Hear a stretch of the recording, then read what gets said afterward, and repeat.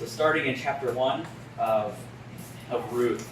In the days when the judges ruled, there was a famine in the land.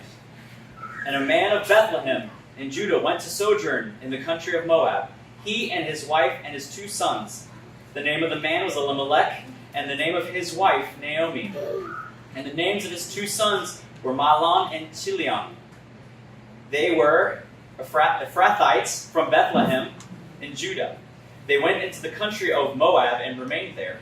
But Elimelech, the husband of Naomi, died, and she was left with her 2 sons. These took Moabite wives, and the name of one was Orpah, and the other was named Ruth. They lived there about 10 years, and both Mahlon and Chilion died, so that the woman was left without her 2 sons and her husband. Then she arose with her daughters-in-law to return from the country of Moab, for she had heard in the fields of Moab that the Lord had visited his people and given them food. So she set out from the place where she was with her 2 daughters-in-law, and they went on the way to return to the land of Judah. But Naomi said to her 2 daughters-in-law, "Go return each of you to her mother's house. May the Lord deal kindly with you, as you have dealt with the dead and with me. The Lord grant that you may find rest, each of you in the house of her husband." Then she kissed them, and they lifted up their voices and wept. And they said to her, "No, we will return with you to your people." But Naomi said, "Turn back, my daughters. Why will you go with me? Have I yet sons in my womb that they may become your husbands? Turn back, my daughters. Go your way, for I am too old to have a husband. If I should say I have hope, even if I should have a husband, this night it should bear sons. Would you therefore wait till they were grown? Would you therefore refrain from marrying? No, my daughters. For it is exceedingly bitter to me for your sake that the hand of the Lord has gone out against me." And they lifted up their voices and wept again. And Orpah kissed her mother-in-law, but Ruth clung to her. And she said, "See, your sister-in-law has gone back to her people and her gods. Return after your sister-in-law." But Ruth said, "Do not urge me to leave you or to return from following you. For where you go, I will go, and where you lodge, I will lodge. For your people shall be my people, and your God my God. Where you die, I will die, and there I will be buried. May the Lord do so to me, and more also, if anything but death parts me from you." And when Naomi saw that she was determined to go with her, she said no more.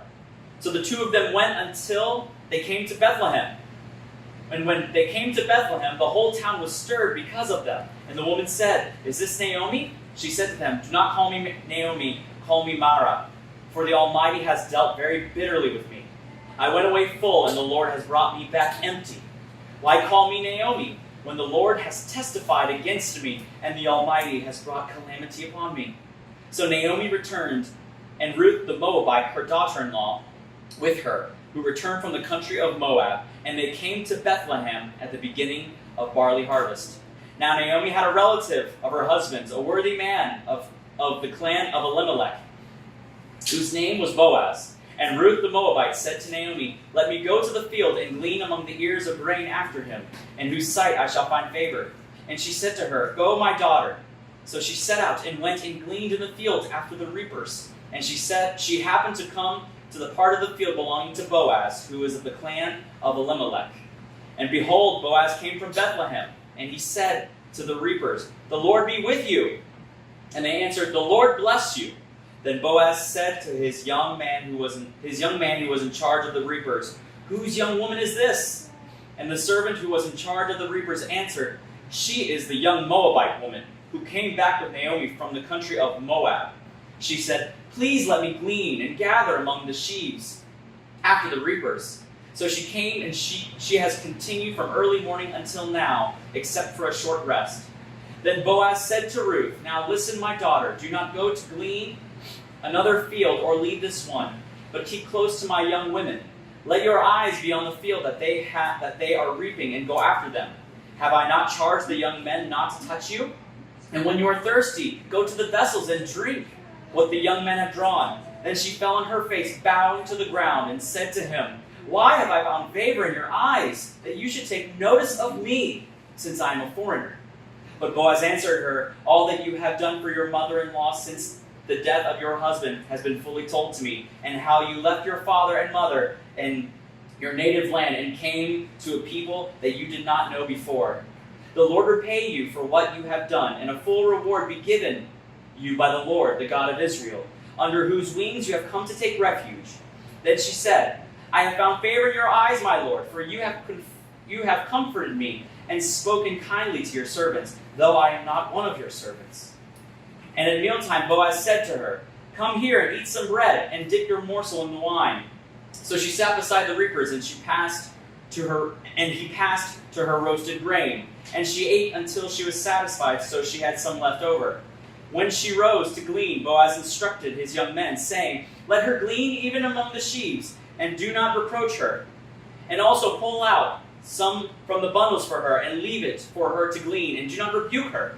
So she gleaned in the field until evening.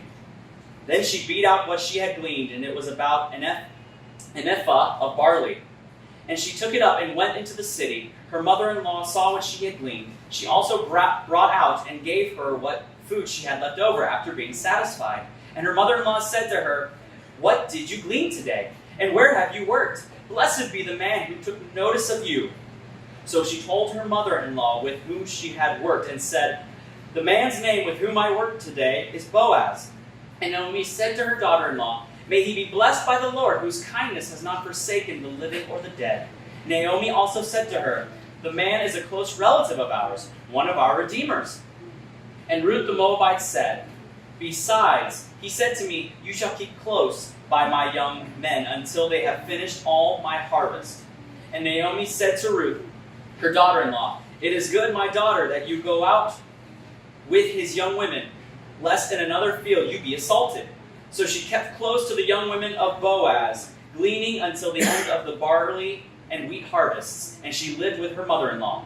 Then Naomi, her mother-in-law, said to her, "My daughter, should I not seek rest for you, that it may be well with you?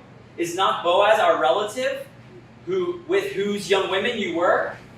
See, he is winnowing barley tonight at the threshing floor. Wash therefore and anoint yourself, and put on your cloak and go down to the threshing floor. But do not make yourself known to the man until he has finished eating and drinking.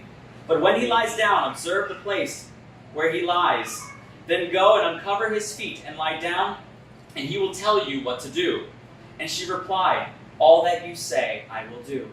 So she went down to the threshing floor and did just as her mother-in-law had commanded her. And when Boaz had eaten and drunk, and his heart was merry, he went to lie down at the end of the heap of grain. Then she came softly and uncovered his feet and lay down. At midnight the man was startled and turned over, and behold, a woman lay at his feet. He said, "Who are you?" And she answered, "I am Ruth, your servant. Spread your wings over your servant, for you are a redeemer." And he said, "May you be blessed by the Lord, my daughter. You have made this last kindness greater than the first, and that you have not gone after young men, whether poor or rich. And now, my daughter, do not fear. I will do for you all that you ask, for my fellow townsmen know that you are a worthy woman. And now it is true that I am a redeemer. Yet there is a redeemer nearer than I. Remain tonight, and in the morning, if he will redeem you, good, let him do it. But if he is not willing to redeem you, then, as the Lord lives, I will redeem you. Lie down until morning." So she lay at his feet until the morning, but arose before one could recognize another. And he said, "Let it not be known that the woman came to the threshing floor." And he said, "Bring the garment you are wearing and hold it out." So she held it, and he measured out 6 measures of barley and put it on her. Then she went into the city. And when she came to her mother-in-law, she said, "How did you fare, my daughter?"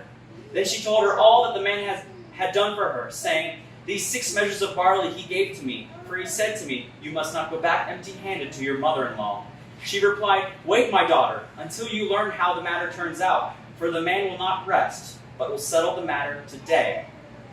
Chapter 4. Now Boaz had gone up to the gate and sat down there, and behold, the Redeemer of whom Boaz had spoken came by.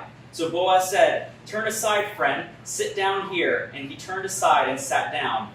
And he took 10 men of the elders of the city and said, "Sit down here." So they sat down.